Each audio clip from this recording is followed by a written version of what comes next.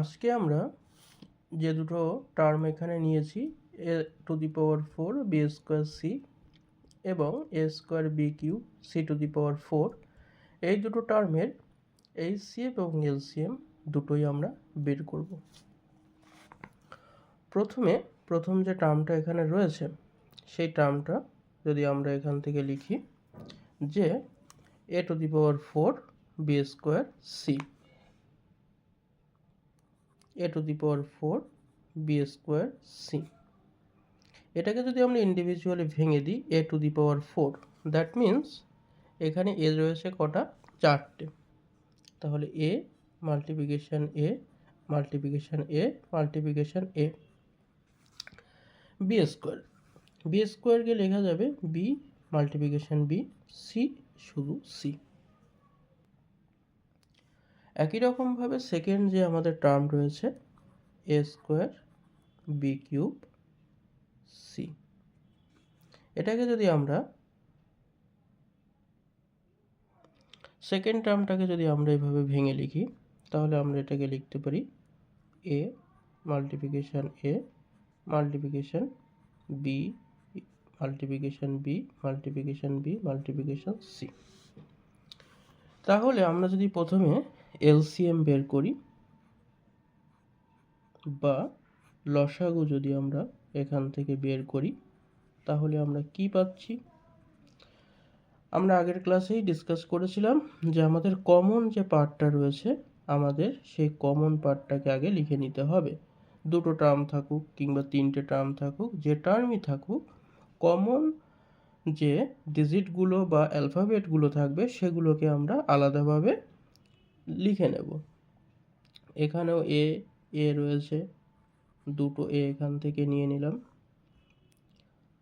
এ আর নেই, তাহলে দুটো এ ফার্স্ট টার্মের পরে রয়েছে, সেই দুটো একেও আমরা এখানে লিখে দেব।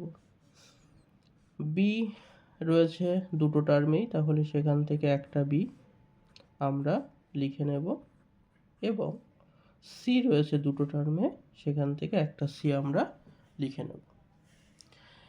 এখন আমরা যে নেক্সট পার্টটা করব যে কিভাবে লিখব। এখানে এ 4টে মাল্টিপ্লিকেশন আকারে রয়েছে, তাহলে আমরা লিখতে পারি হচ্ছে a⁴। এবার অনেকের মনে প্রশ্ন আসতে পারে যে 4টে একে আমরা a⁴ কেন লিখলাম।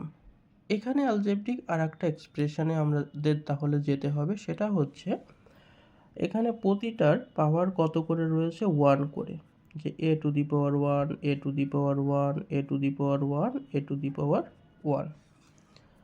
তো এটা একটা সূচকের নিয়ম বা ইন্ডেক্স। যদি পরস্পর প্রতিটার বেস সেম থাকে এবং পরস্পর তারা মাল্টিপ্লিকেশন বা গুণের আকারে থাকে, তাহলে বেস যেটা আছে সেটাই বসে যায় এবং প্রতিটার পাওয়ার এখানে এই পাওয়ারে এসে কি হয়ে যায়? প্লাস হয়ে যায়। তাহলে a⁴।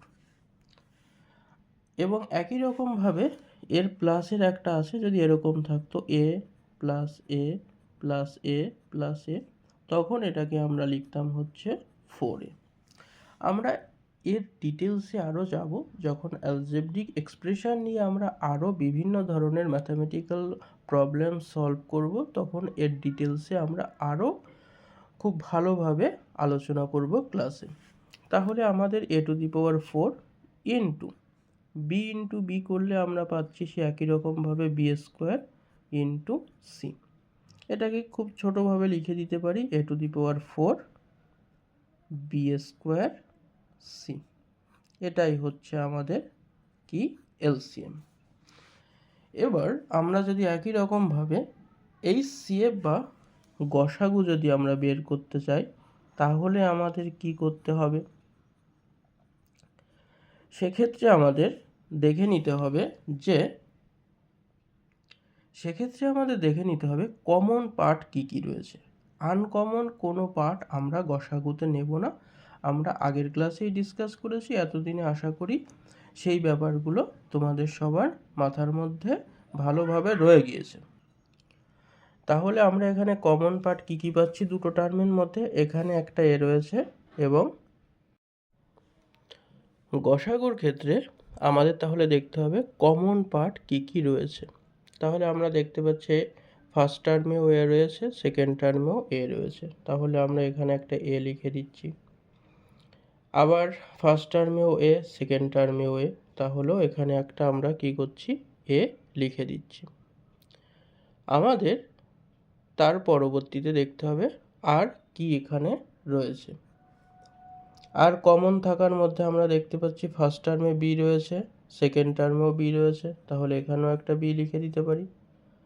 আরও একটা বি রয়েছে ফার্স্ট টার্মে, এখানে আরও একটা বি রয়েছে, তাহলে আমরা আর একটা বিও এখানে লিখে দিতে পারি।